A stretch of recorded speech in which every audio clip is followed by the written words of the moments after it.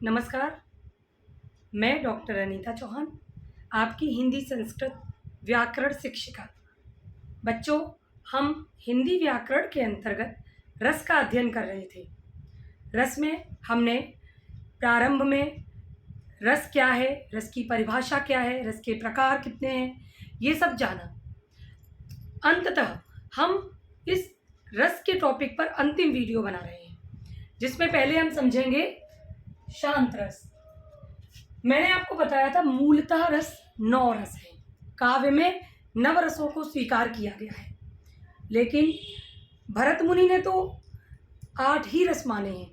वो शांत रस, वात्सल्य रस और भक्ति रस को स्वीकार नहीं करते, नहीं मानते हैं।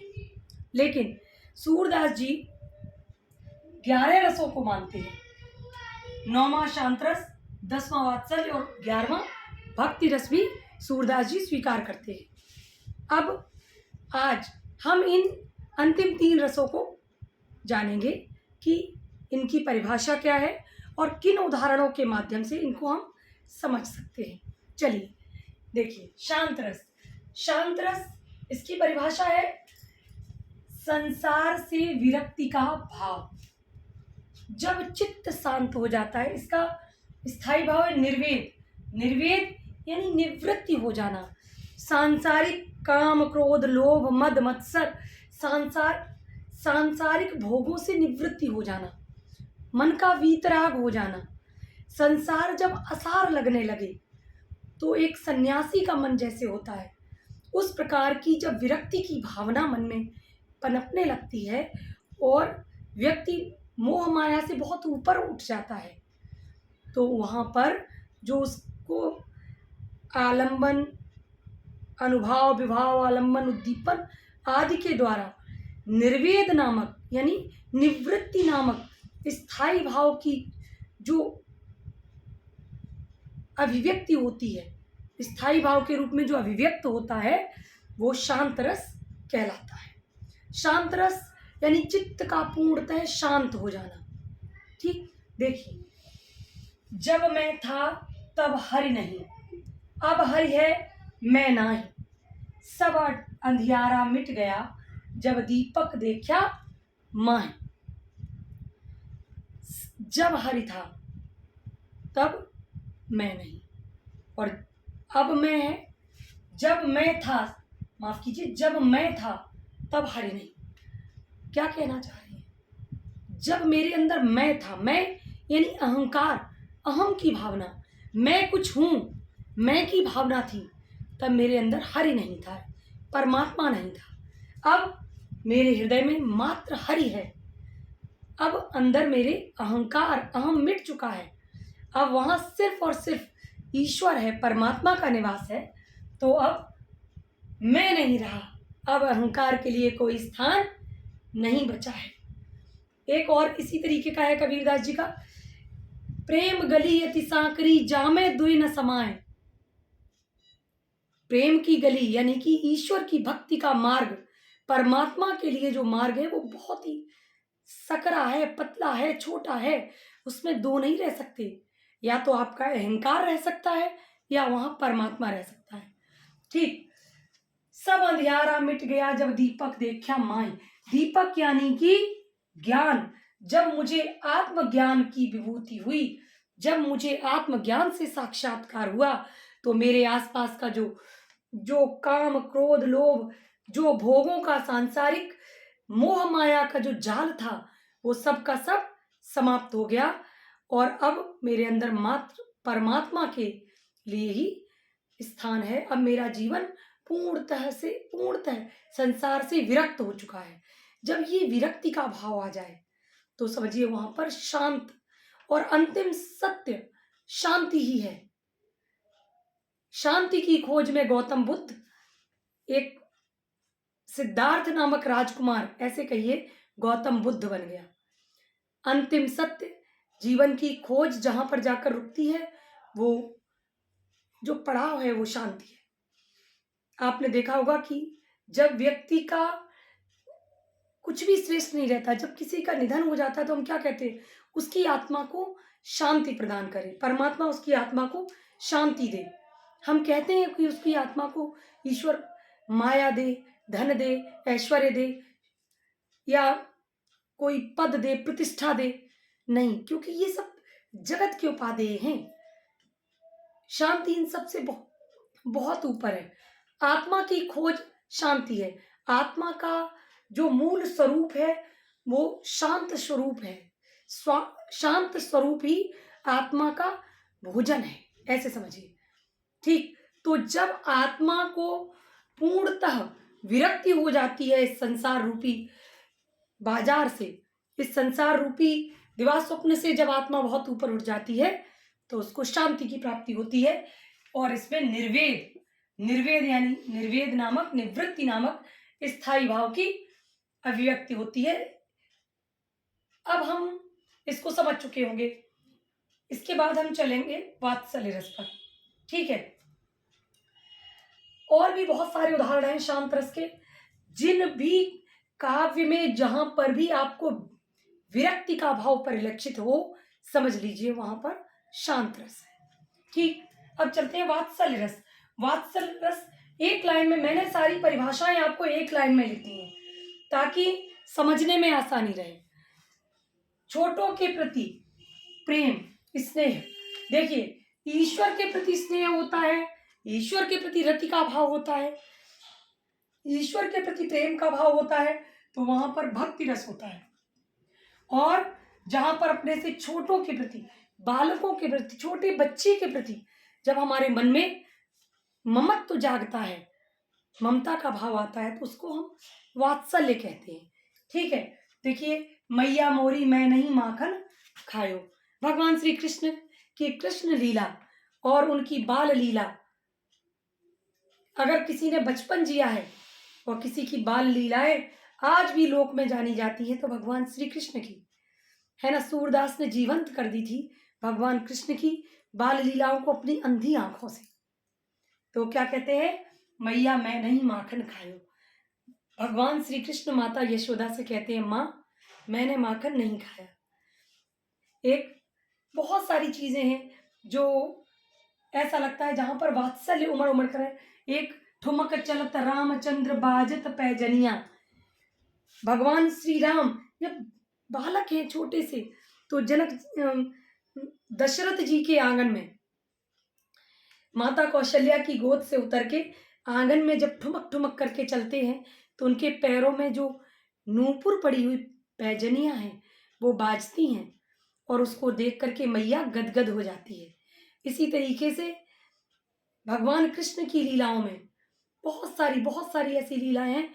मैया हमहू चराई हैं गाय, फिर जब गाय चराने जाते, लौट के आते, थक जाते हैं कृष्ण, तो कहते हैं मैया हाँ न चराई हो गाय, मैं नहीं बाल ग्वाल सब सखा मिल हम ही से गाय घिरावत। इस तरीके से बहुत सारे पद हैं जो सूरदास जी द्वारा रचित हैं।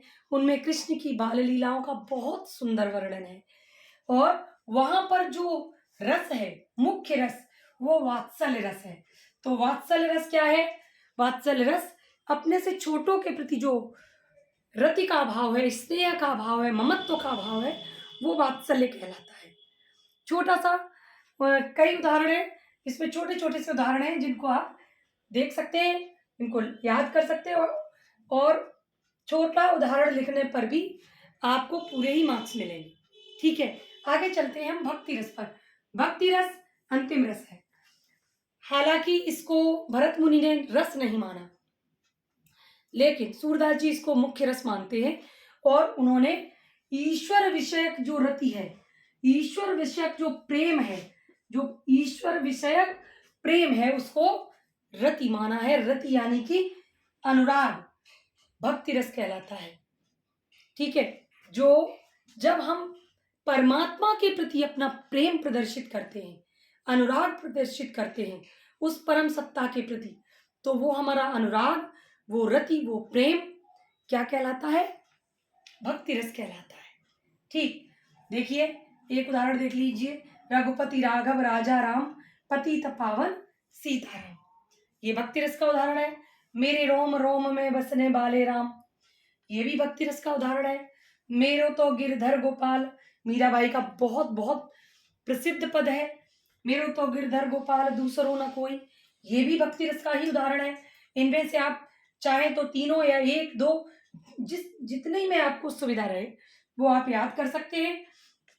और मैं बता चुकी हूँ कि भक्ति रस यानी कि परमात्मा के प्रेम का भाव, परमात्मा के प्रति प्रेम का भाव भक्ति रस कहलाता है। इसी के साथ हमारे रस यहाँ पर पूर्ण होते हैं। लेकिन चूंकि एक बार मैं पूरा रिवीजन आपको कुछ पंक्तियों में देना चाहूंगी। रस क्या है? रस काव्य का प्राण तत्व है, उसका मूल रस। जिस प्रकार से भोजन का स्वाद रस से बनता है, जिस प्रकार का भोजन हम खाते हैं, तीखा नहीं, मीठा, चटपटा, तो उस जिस प्रकार का रस होता है खाद्य पदार्थ में, वही उसका स्वाद बन जाता है।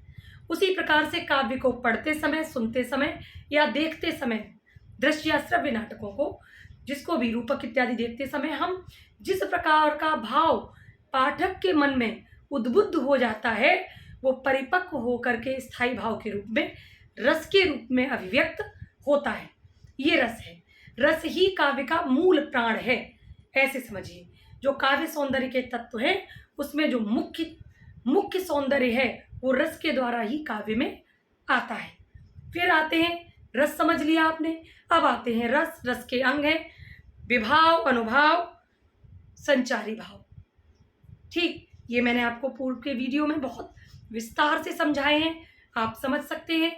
इन अंगों के परिपुष्ट होने पर ही रस की अभिव्यक्ति होती है। फिर हम आते हैं रस के प्रकारों पर।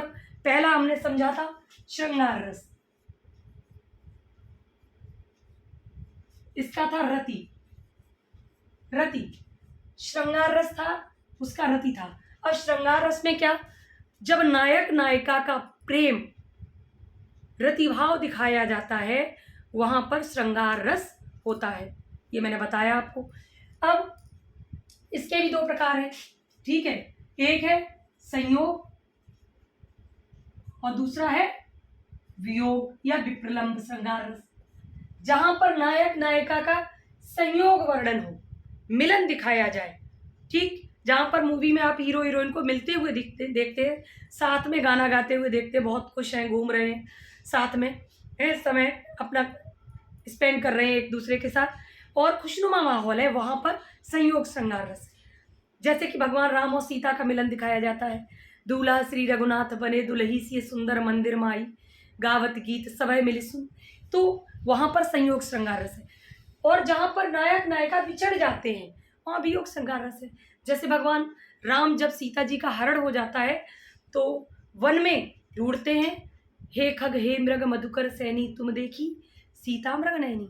इस प्रकार का जब विप्रलंब का भाव, विछोह का भाव आ जाता है, वहां पर स्थायी भाव रति ही रहेगा, लेकिन वियोग श्रृंगार रस होगा, ठीक। दूसरा था वीर यानी कि उत्साह, समझ लीजिए इसको भी। उत्साह, वीर रस, उत्साह, वीरता की बात। जहां उत्साह रूपी स्थायी भाव हमारे अंदर उद्बुद्ध होकर परिपुष्ट हो, वहां पर वीर रस की अभिव्यक्ति होती है। खूब लड़ी मर्दानी, वो तो झांसी वाली रानी थी। चेतक महाराणा प्रताप का कुछ है, राणा सिर को काट काट करता था सफल जवानी को। इस तरीके से हल्दी घाटी जो कविता है उसमें दिया गया है। इस प्रकार का जहां पर वीरों का कैसा हो बसंत, इस तरीके के जहां पर वीर रस हो, उत्साह जाग जाए, जोश आ जाए, है ना, वहां पर वीर रस होता है। तीसरा समझ लीजिए करुण रस। करुण रस, इसका स्थायी भाव है शोक, ठीक। अब शोक, करुण रस, जहां पर हमारे किसी प्रिय की मृत्यु दिखाई जाए, कोई प्रिय वस्तु, कोई प्रिय व्यक्ति नष्ट हो जाए, हमसे सदैव के लिए दूर हो जाए, छिन्न भिन्न हो जाए, और वहां पर जब शोक, संतप्त नायक है, नायिका है, कोई भी पाठक शोक में चला जाए, वहां पर शोक नामक स्थायी भाव परिपुष्ट हो रहा है, तो समझिए वहां पर करुण रस है। अंतर क्या है? आप देखिए, करुण रस और वियोग श्रृंगार रस में अंतर है। वियोग श्रृंगार रस में नायक या नायिका बिछड़ने के बाद दोबारा मिलते हैं, वहां पर सदैव के लिए विछोह नहीं है। लेकिन करुण रस में अपने प्रिय की मृत्यु या उसका नष्ट होना सदैव के लिए दिखाया जाता है। ठीक है, जैसे एक उदाहरण बहुत प्रसिद्ध है, अभी तो मुकुट बंधा था माथ, हुए कल ही हल्दी के हाथ, खुले भी न थे लाज के बोल, खिले थे चुम्बन शून्य कपोल, हाय रुक गया यही संसार। एक नवोढ़ा नई ब्याहता पत्नी आती है और उसका पति उसी दिन समाप्त हो जाता है, मर जाता है। तो उसका ये वर्णन है कि कितना शोकाकुल वातावरण है। वहां पर शोक स्थायी भाव है और करुण रस है। ठीक, अब हम चलते हैं ठीक इसके विपरीत हास्य रस की ओर। हास्य रस यानी कि हास, इसका स्थायी भाव है हास। हास्य रस क्या है?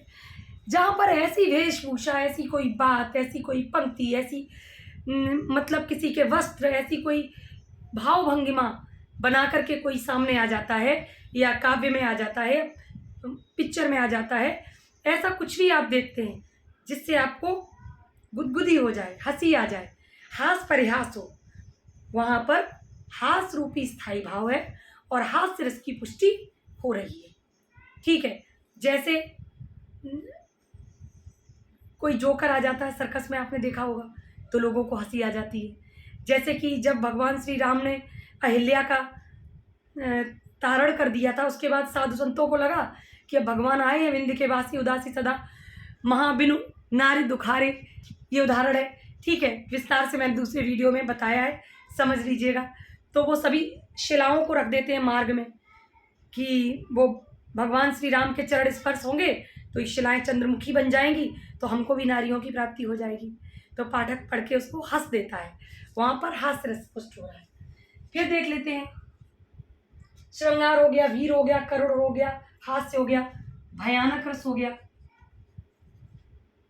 इसका है भय, जहां पर भय व्याप्त हो, ऐसा वातावरण हो जिससे भय, जैसे हॉरर मूवीज में आपने देखा होगा। ठीक है, पाठक नाटक को देख करके या पाठक श्रवण करके, सुन करके भयभीत हो जाता है, तो वहां पर भय नामक स्थायी भाव है और भयानक रस है। ठीक है, भयानक रस है लेकिन फिर भी आनंददायी है, ये याद रखिए। रस कोई भी है वो स्वादिष्ट है, वो हमको आनंद देने का ही कार्य कर रहा है। ठीक, अब जैसे वीभत्स रस ले लीजिए, इसका है जुगुप्सा, माफ कीजिए, जुगुप्सा, वीभत्स यानी कि ऐसा कुछ दृश्य सामने आ जाए जिसको देख करके मन में ग्लानि सी होने लगे, घृणा सी पनपने लगे, है ना, घिन सी आने लगे। तो इस तरीके का वर्णन जब काव्य में कहीं मिलता है हमको, तो वहां पर वीभत्स रस हो जाता है। जैसे दुर्योधन की जंघा उखाड़ने का वर्णन है महाभारत में भीम द्वारा, दुशासन के वध का वर्णन है, गिद्ध नोच रहे हैं, इस तरीके का। या फिर अशोका, एक उदाहरण हम अशोक का ले सकते हैं कि कलिंग के युद्ध के बाद अशोक जब युद्ध समाप्त होने के बाद उस युद्ध भूमि में आते हैं और शवों से पटे हुए रक्त रंजित भूमि को देखते हैं, तो उनके मन में आत्मग्लानि का बोध होता है। वहां पर वीभत्स रस है, जुगुप्सा का भाव है, ग्लानि का भाव है, घृणा का भाव है। ठीक, आगे चलते हैं, रौद्र रस। रौद्र रस देख लीजिए, रौद्र रस यानी कि क्रोध, रौद्र रस क्रोध, जहां पर क्रोध आ जाए, ऐसा काव्य पढ़ते समय, देखते समय, रूपक को देखते समय, नाटक को देखते समय, काव्य को पढ़ते समय इस प्रकार का वर्णन उपस्थित हो जाता है जिसको देख करके क्रोध आ जाता है ना। तो क्रोध का भाव जहां पर जागृत हो कि तमतमा उठे और इस तरीके के वातावरण युद्ध भूमि में एकदम से, है ना, योद्धा आपस में इस प्रकार का वार्तालाप कर रहे हैं, इस प्रकार का वो, जैसे लवकुश द्वारा लक्ष्मण को बांध लिया जाता है जब अश्वमेध यज्ञ के समय, और लक्ष्मण को क्रोध आता है कि ये छोटे छोटे बालक, इस प्रकार का जहां वर्णन है वहां पर क्रोध नामक स्थायी भाव है और रौद्र रस है। ठीक है। अब देखिए, जैसे श्रृंगार रस, वीर रस, करुण रस, हास्य रस, भयानक रस, वीभत्स, रौद्र। अब आते हैं हम अद्भुत रस पे। अद्भुत, इसका स्थायी भाव है आश्चर्य। आश्चर्य, आश्चर्य देखिए कैसे।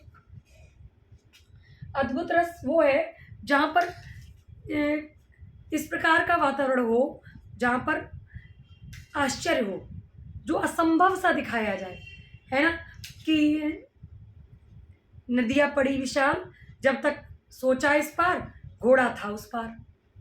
इस प्रकार के उदाहरणों, या और भी है, बहुत सारे उदाहरण हैं जो मैंने आपको पूर्व में बताए हैं कि अब इस समय एकदम से दिमाग में नहीं आ पाते हैं तुरंत चीज़ें।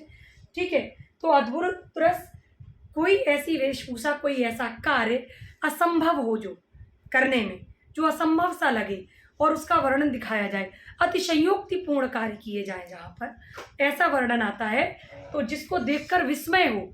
आश्चर्य यानी विस्मय, विस्मय हो एकदम।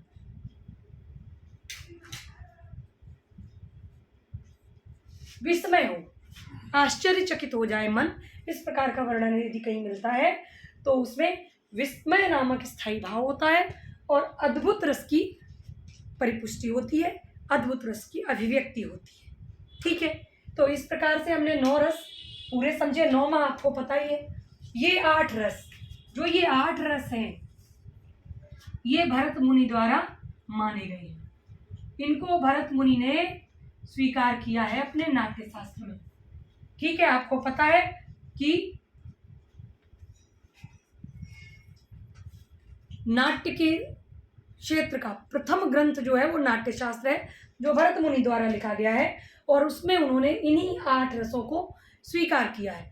हालांकि अन्यान्य विद्वानों में और आलोचकों में बहुत सारी रसों का विवरण है कि कोई 8 मान रहा है, कोई 9 मान रहा है, कोई 11 मान रहा है, लेकिन मुख्य रस ये 8 है।